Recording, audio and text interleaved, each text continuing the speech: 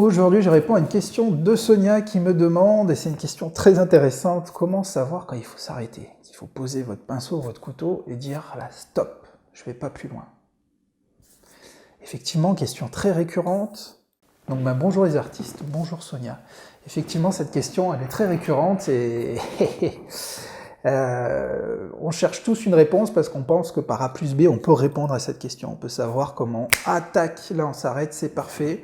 Mais en fait, tous les artistes se torturent avec cette éternelle question, et que ce soit des artistes en début ou en fin de carrière.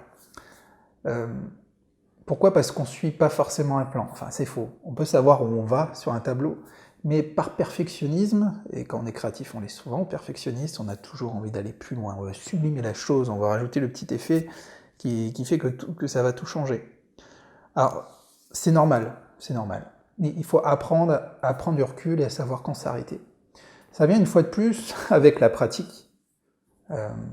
Plus vous allez faire de tableaux, plus vous allez arriver à anticiper, enfin à aiguiller, j'ai envie de dire, votre regard, votre façon de voir les choses, la vision que vous allez avoir sur votre tableau, parce que vous aurez plus d'expérience et plus de pratique. Je m'explique, c'est-à-dire, moi il a fallu que je commence à freiner, à savoir quand m'arrêter, en faisant, et ça arrive à beaucoup de débutants, plein d'erreurs en allant trop loin. C'est-à-dire qu'on fait un tableau, on commence quelque chose, on va un peu plus loin, etc. Et là on se dit, ah super, ça me plaît bien, je vais aller un peu plus loin, je vais remettre un peu de rouge, un peu de... etc. Et puis boum, là on se rend compte que c'est trop tard, on a gâché notre tableau, que ça marche plus, c'est trop chargé, c'est fat, c'est de la bouillasse, c'est... Et là on est dégoûté, on se dit, bon bah voilà. Et voilà, un tableau pour rien, je recommence, je mets du gesso et je recommence. Alors non, plus sérieusement, le fait de faire ce genre d'erreurs, il faut les faire, hein, comme toujours. Il faut des échecs, il faut faire des erreurs du genre pour arriver à comprendre, quand vous allez refaire un tableau, qu'il ne faudra plus faire cette erreur. Donc c'est déjà la première chose, c'est faire des erreurs pour ne pas les refaire ensuite. Ça peut paraître bête, mais c'est comme ça que ça fonctionne. Ensuite, par la pratique, on va apprendre des concepts comme la composition, les harmonies de couleurs, tout ce qui va être la lumière, les aspects de profondeur, le fait de rehausser, enfin, il y a plein de choses, techniquement, qui font que ça va vous freiner un peu sur la fin pour ne pas faire de bêtises. Exemple, enfin, ça peut vous paraître bizarre, mais c'est le cas en tout cas. Exemple simple, je sais qu'aujourd'hui, je fais systématiquement une composition. Si je regarde le tableau que j'ai à côté de moi, je sais que je vais avoir une composition au départ, je vais avoir une forme qui va guider tout mon tableau et que je vais tourner autour. J'irai jamais retravailler sur cette composition. C'est-à-dire que je ne vais pas rajouter des branches, des choses, et je ne vais pas partir dans tous les sens. Donc juste dans le respect de cette composition, il y a un moment, quand j'aurai fait le tour et que j'aurai appliqué mes harmonies de couleurs, mes glacis ou autres, je me dis, ça y est, là c'est fini. J'ai fait quelques points de lumière, mes points de lumière qui viennent finir le tout, qui viennent tout fermer. Pourquoi je m'amuserais à retourner sur mes fonds, mes glacis, refaire encore des couches de couleurs?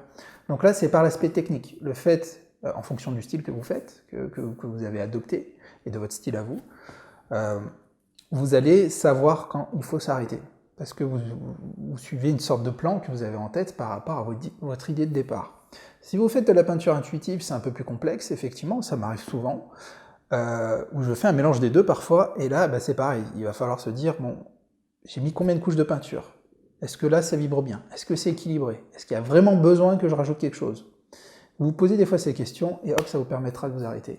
Quelque chose d'extrêmement important aussi, ne faites pas tout en une fois. De toute façon, si vous travaillez correctement à l'acrylique et que vous ne travaillez pas à la prima, vous allez faire plusieurs couches de peinture. Ça sous-entend qu'entre les différentes couches de peinture, il y a du séchage. Donc pendant le séchage, on prend une pause, on va faire autre chose s'il y a beaucoup de peinture.